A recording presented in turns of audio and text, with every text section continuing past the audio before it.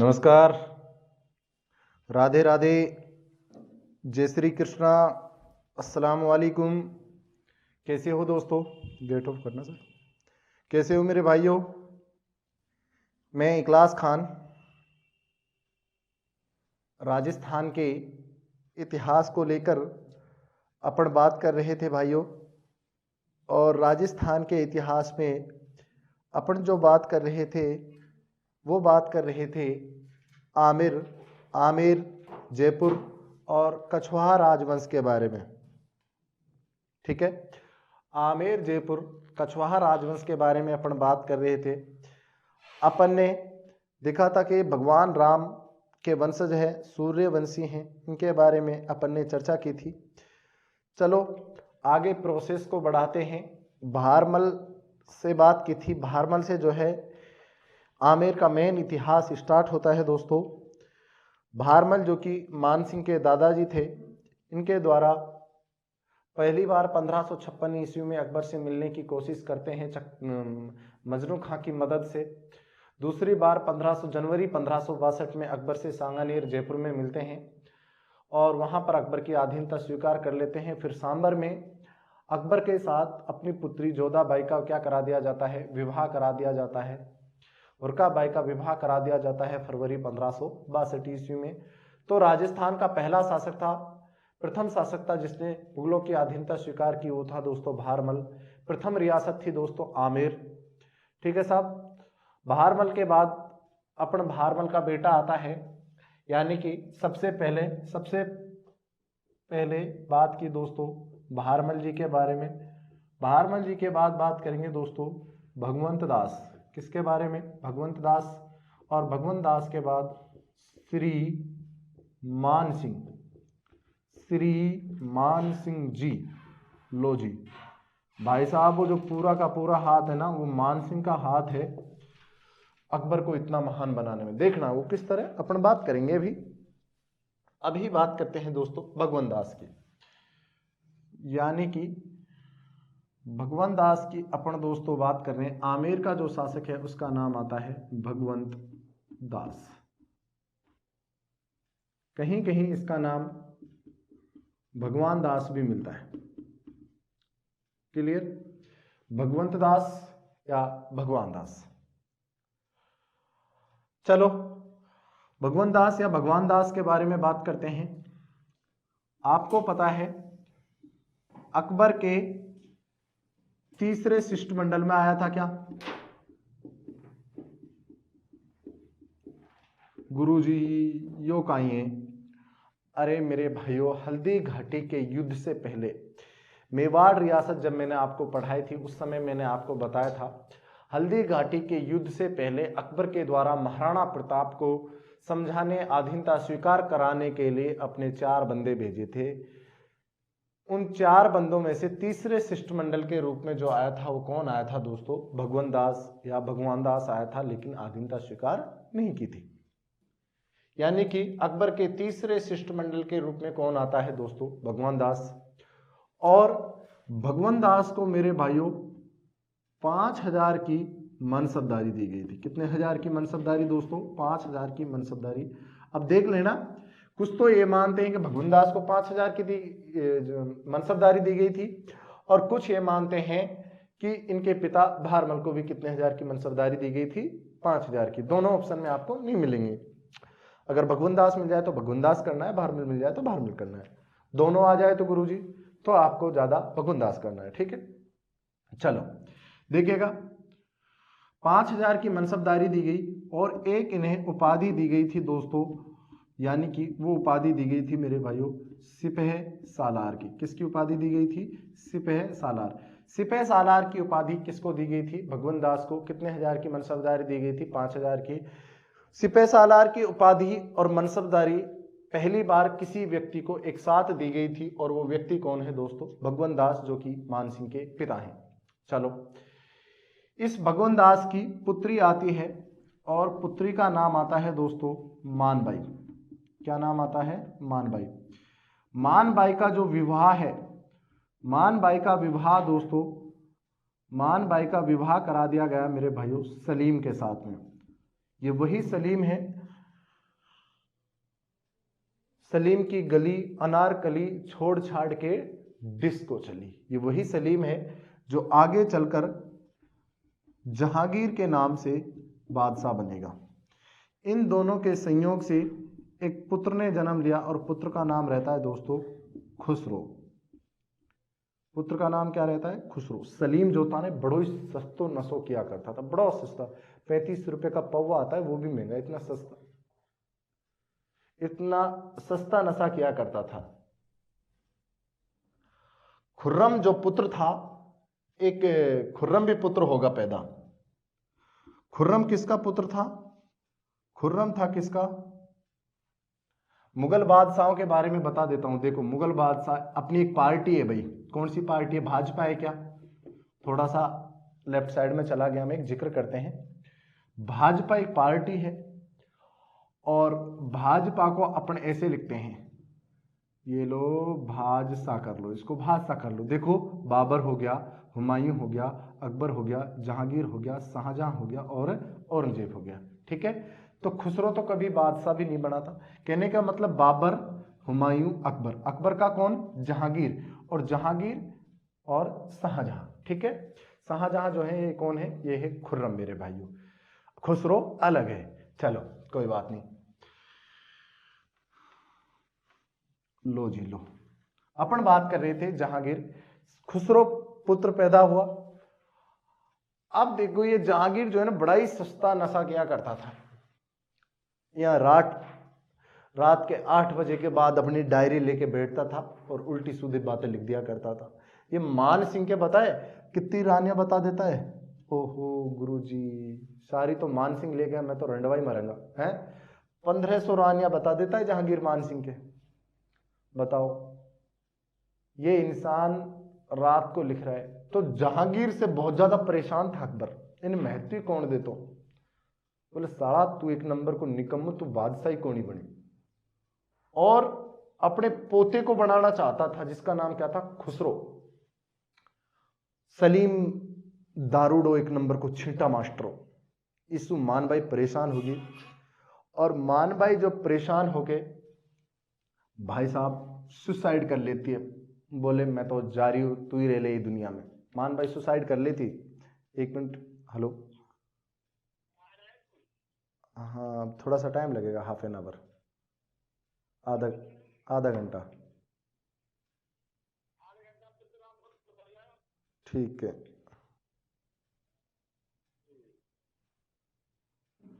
हाँ चलो। मान बाई का विवाह हो गया किसके साथ में? जहांगीर के साथ में। तीसरे शिष्टमंडल में आता है कौन? यानी कि बात की है मैंने खुसरो के बारे में कि खुसरो किसका पुत्र है दोस्तों? जहांगीर का पुत्र है। चलो अब अगर भगवंत दास के बाद इसका पुत्र बनता है जिसका नाम रहता है दोस्तों मान सिंह। क्या नाम रहता है मेरे भाइयों? मान सिंह। प्रॉपर बात अब करते हैं दोस्तों मान सिंह के बारे में। ठीक है,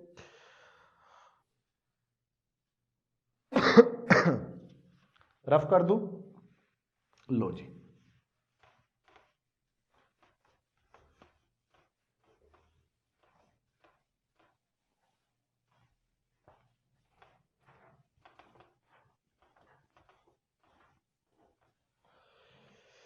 ये लो। चलो इंपॉर्टेंट शासक के बारे में बात करते हैं। और इंपॉर्टेंट जो शासक है अपना वह है दोस्तों राजा मान सिंह।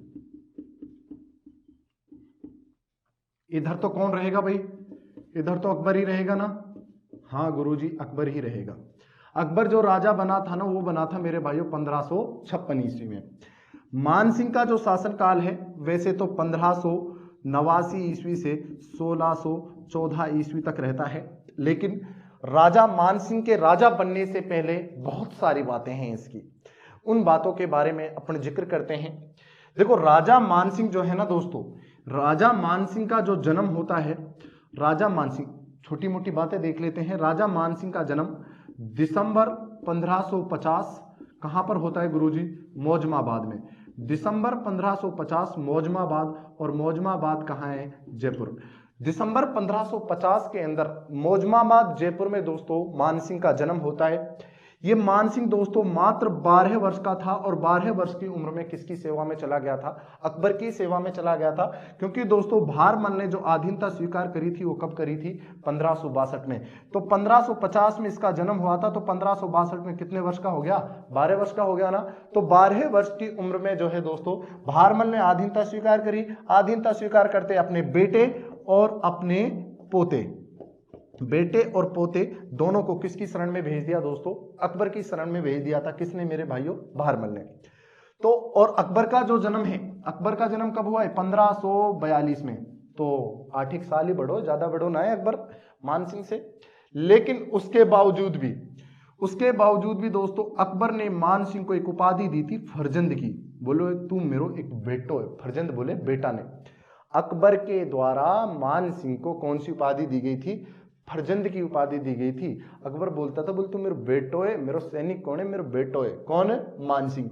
तो मान सिंह को दोस्तों फरजंद की उपाधि दी। और भाई साहब इसकी जो मनसबदारी थी ना वो शुरू में थी दोस्तों 5000 की। कितने की मनसबदारी थी? 5000 की। और फिर बढ़ाकर यही मनसबदारी दोस्तों कितने की कर दी गई थी दोस्तों? 7000 की। 7000 की मनसबदारी कर दी गई थी।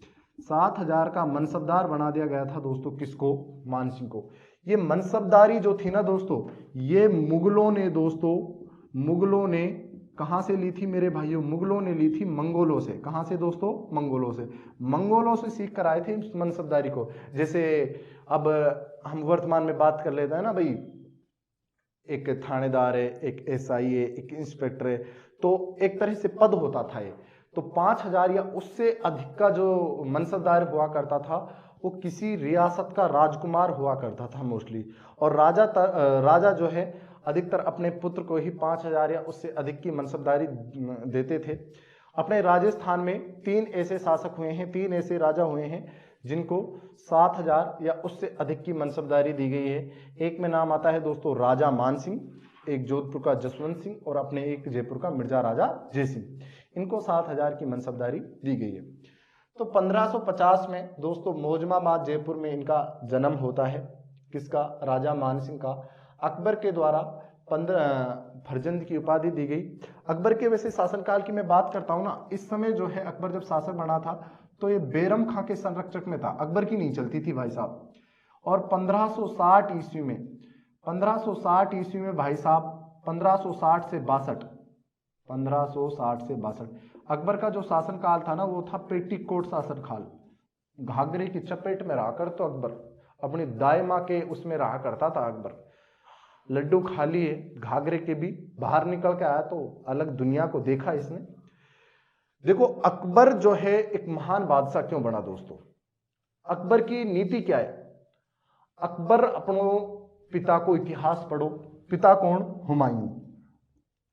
बोले यार बाप को इतिहास तो देखे, बाप की पर्सनल डायरी तो उठा के देखे, बाप ने काम क्या क्या है। बाप की डायरी उठा के देखा अकबर, तो अकबर ने देखा कि यार बाप तो भटकती आत्माओं, कभी कहीं भटक रहो, कभी कहीं भटक रहो, कभी किसी से पिट कर रहा है, कभी किसी को पीट कर रहा है, कभी और सीढ़ियों से लुढ़क के मर गयो भाई साहब हुमायूं। तो बोले यार बाप तो भटकती आत्मा, बाप ढंग को कौन? दादा को पढ़ो। और दादो कौन? बाबर। बोले यार बाबर, जब बाबर का डायरी पढ़ी अकबर ने, बोले भाई साहब ये तो बड़ा ही खतरनाक है। लेकिन फिर भी 4 साल भारत में टिका, यानी कि ऐसो आराम तो बिल्कुल इन 4 साल के अंदर किया ही नहीं। 1526 लय युद्ध पानीपत, 27 फिर खानवा, 28 कौन सा था? घाघरा चंदेरी, 28 फिर घाघरा का युद्ध और 30 में बाबर मर गया। बोले यार बाबर दादो तो बहुत तगड़ो आतंकवादी खतरनाक आदमी हो, लेकिन ऐसो आराम तो करो ही नहीं। मैं तो ऐसो आराम भी करूंगा, पूरे भारत को जीतूंगा। अब अकबर इसके लिए क्या करेगा दोस्तों? अकबर देखो सबसे पहले FIR करेगा। FIR फ्रेंड रिक्वेस्ट है। FIR वो मत कर देना, फर्स्ट इंफॉर्मेशन रिपोर्ट। FIR पहले राजा महाराजाओं को भेजेगा फ्रेंड रिक्वेस्ट। बोले यार मैं फेसबुक पे तेरा फ्रेंड रिक्वेस्ट भेज रू थे, एक्सेप्ट कर लियो। मतलब आधीनता के लिए फ्रेंड रिक्वेस्ट। जैसे महाराणा प्रताप के पास 4 व्यक्ति भेजे, 4 शिष्टमंडल भेजे, बोले यार आधीनता स्वीकार करो। दूसरी बात, अगर नहीं मानेंगे उसके बाद मैं क्या करूंगा? वैवाहिक संबंध के लिए प्रस्ताव भेजूंगा। बोले देखो मैं थारे गेले रिश्ता बनाना चाहता हूं, तुम मेरे गेले अपनी लड़की पुत्री बहन का क्या कर दो, विवाह कर दो। जैसे महाराणा प्रताप की बहन के लिए भी अकबर ने प्रस्ताव भेजा था, लेकिन महाराणा प्रताप ने उस प्रस्ताव को क्या कर दिया था, ठुकरा दिया था। तीसरे नंबर पर जब ये दोनों काम नहीं होंगे, फ्रेंड रिक्वेस्ट भी एक्सेप्ट नहीं की जाएगी, वैवाहिक संबंध भी स्थापित नहीं किया जाएगा, तब क्या करेगा अकबर, सैन्य अभियान, सैन्य कार्रवाई करेगा। यानी कि फिर उस राजा के खिलाफ दोस्तों सैन्य कार्रवाई करेगा कौन, अकबर। ठीक है साहब। जब भार मानसिंह गया था अकबर के साथ में, तो पहली बार ये अकबर से रतनपुरा में मिला था और यहीं से दोस्तों अकबर के साथ हो लिया था कौन, मानसिंह। आपको पता है दोस्तों सबसे पहले 1569 में रणथंबोर का शासक था जिसका नाम आता है सुरजनहाड़ा। 1569 में सुरजनहाड़ा के खिलाफ दोस्तों अकबर ने आक्रमण किया। कब, 1569 में। और उस समय अकबर के साथ में कौन था दोस्तों, अकबर साथ था दोस्तों मानसिंह। कौन था, मानसिंह।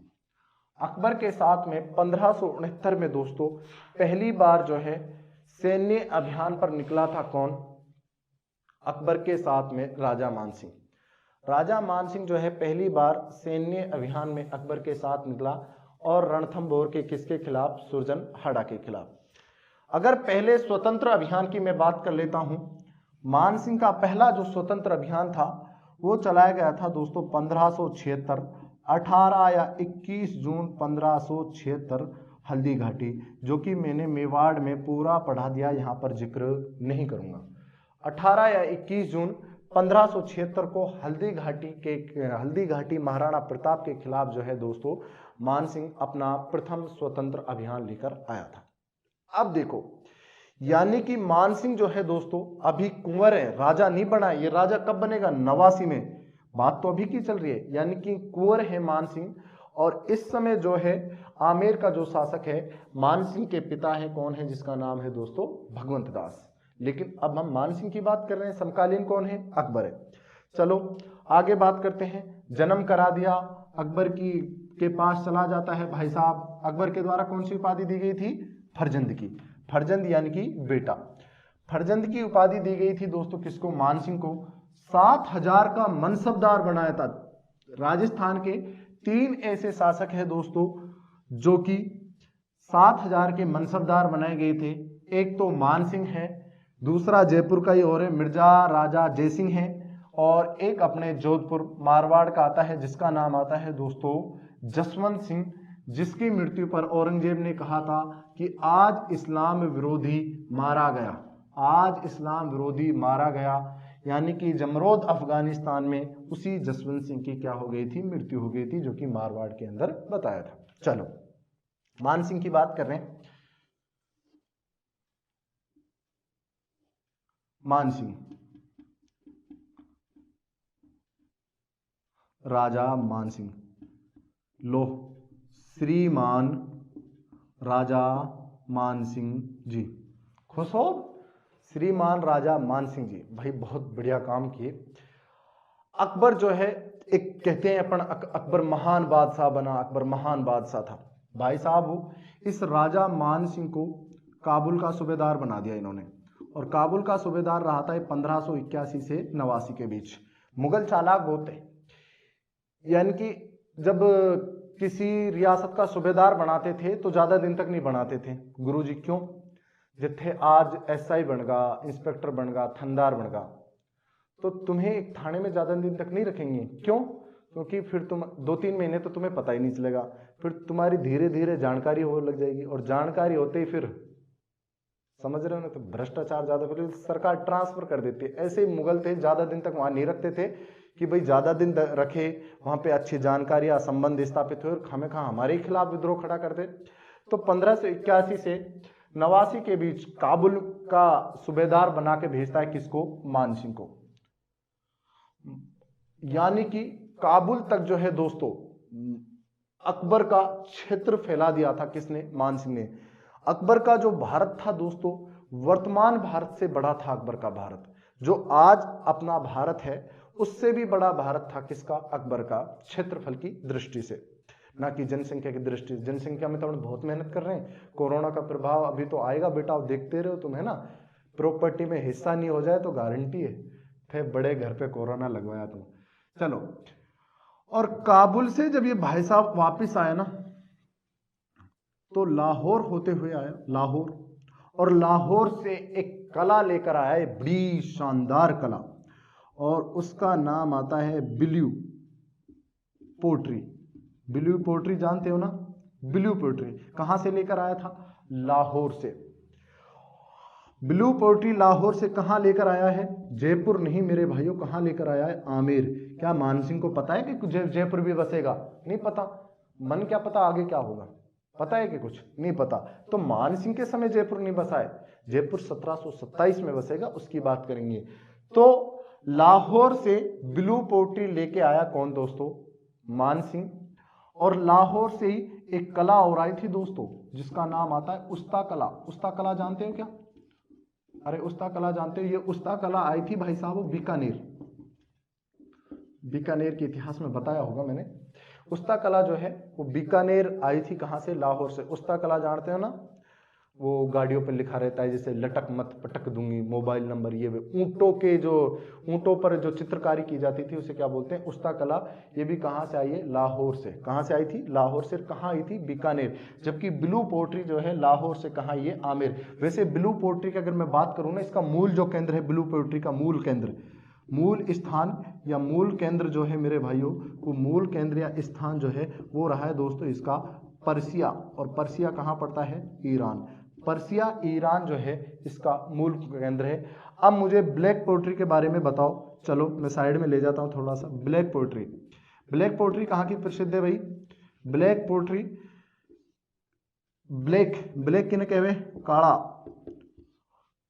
या काली बोल लो। कैसे? काली, कैसे? कोटा, कैसे? कपास। आई बात समझ में? इनकी ब्लैक पोट्री कहां की प्रसिद्ध है? कोटा की प्रसिद्ध है। कहां की प्रसिद्ध है? कोटा की। ब्लैक का मतलब क्या होता है? काली। तो कैसे? कोटा। और काली मिट्टी में कौन सी फसल अच्छी होती है? कपास की अच्छी होती है ना। हाँ, तो कपास की फसल के लिए उन्नत होती है, अच्छी होती है कौन सी मिट्टी? काली मिट्टी। तो ब्लैक पोट्री जो है वो कोटा की प्रसिद्ध है, जबकि ब्लू पोट्री कहाँ की प्रसिद्ध है दोस्तों? आमेर की प्रसिद्ध है। और ये ब्लू पोट्री आई कहाँ से थी? लाहौर से। कौन लेके आया था? मानसिंह लेके आया था। कौन लेके आया था? मानसिंह लेके आया था। उस्ता कला भी जो है वो लाहौर से आई थी। आई कहाँ थी? बीकानेर आई थी। चलो ठीक है साहब, यानी कि लाहौर तक क्षेत्र का विस्तार कर दिया है दोस्तों किसने? मानसिंह ने। अब जो है, अब मेरे भाइयों मानसिंह को बना दिया है ट्रांसफर करके बिहार का सूबेदार। कहां का मेरे भाइयों? बिहार। बिहार का सूबेदार बना दिया मानसिंह को लगभग 1589 से 94। जब बिहार का सूबेदार इसको बनाया, तो बिहार का सूबेदार जब ये बिहार में था, तो उस समय मानसिंह के पिता भगवंत दास की दोस्तों मृत्यु हो जाती है।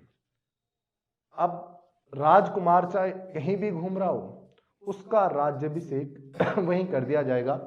और मानसिंह का जो राज्याभिषेक होता है दोस्तों, मानसिंह का राज्याभिषेक, मानसिंह का जो राज्याभिषेक होता है वो कहाँ होता है दोस्तों? बिहार, पटना में होता है। कहाँ होता है? पटना, बिहार। हाँ, पटना बिहार के अंदर मानसिंह का राज्याभिषेक हो जाता है। 1589 से 94 ईस्वी के बीच जो है दोस्तों, मानसिंह बिहार या पटना का क्या रहता है दोस्तों? सूबेदार रहता है। चलो आगे बात करते हैं। उसके बाद बात कर लेते हैं दोस्तों बंगाल। बंगाल अभियान पर इसको भेजा था भाई साहब को, और बंगाल का एक शासक आता है जिसका नाम आता है केदार। ये केदार की बताते हैं कि भाई साहब युद्धों में हारता ही नहीं था, बड़ा ही खतरनाक था केदार। मानसिंह बोले यार इसके पीछे राज क्या है, ये जो हारता ही नहीं, कारण क्या है?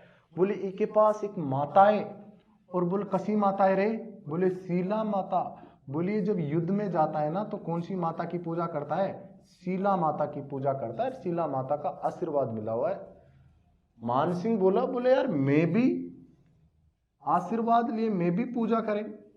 और भाई साहब ये भी क्या करता है? पूजा करता है और केदार को युद्ध में क्या कर देता है? पराजित कर देता है। केदार बोलो बोलो यार तू बड़ो खतरनाक है, मैं खुश हुआ तुम्हारी मर्दानगी देख के और मैं अपनी छोरी का ब्याह तुम्हारे गले करा देता हूं। और मान सिंह के साथ अपनी छोरी का विवाह कराया। जब ये बंगाल अभियान पर था दोस्तों, तो बंगाल में शासन नहीं संभाल पा रहा था, तो बंगाल का क्या काम करा इसने?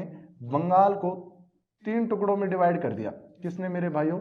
मान सिंह ने।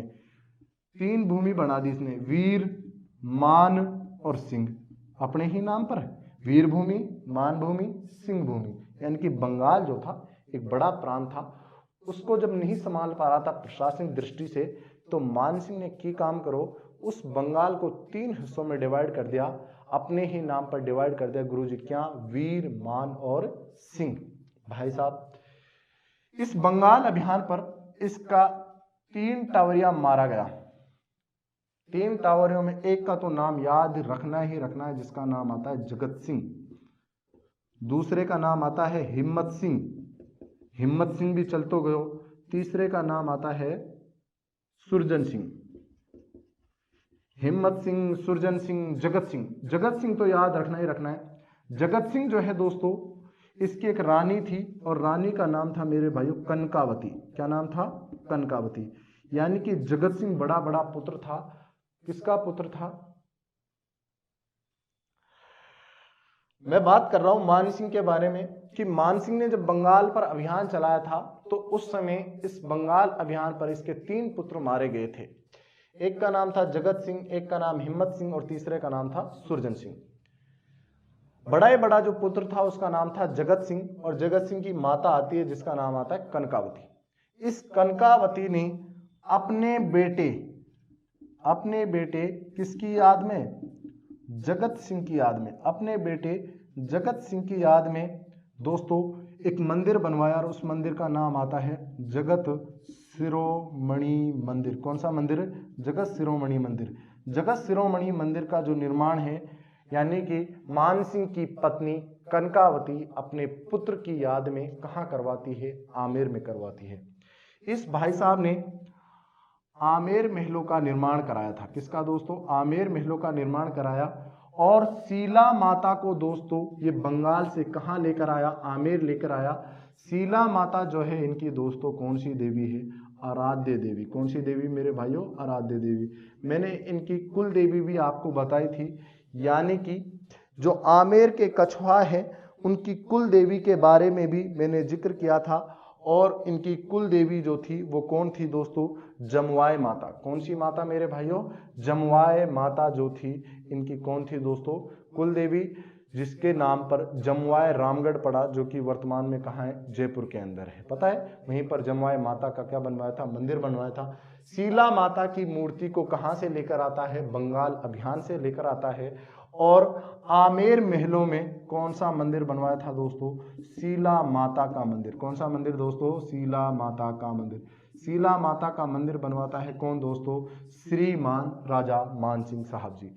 श्रीमान राजा मान सिंह साहब जी जो है शीला माता का मंदिर बनवाता है। अब इस शीला माता के लिए ये भी बताते हैं कि भाई साहब इन्हें 2.5 प्याले शराब 2 घुट पिला दे साथिया, बाकी मेरे पे छोड़ दे। 2.5 प्याला शराब चढ़ती थी, जो कि वर्तमान में CLOSED क्लोज्ड बंद कर दी गई है। आगे बात समझ में? अरे आगे कह रहे भाई, ठीक है चलो आगे मान सिंह जी की और भी बातें घनी हैं।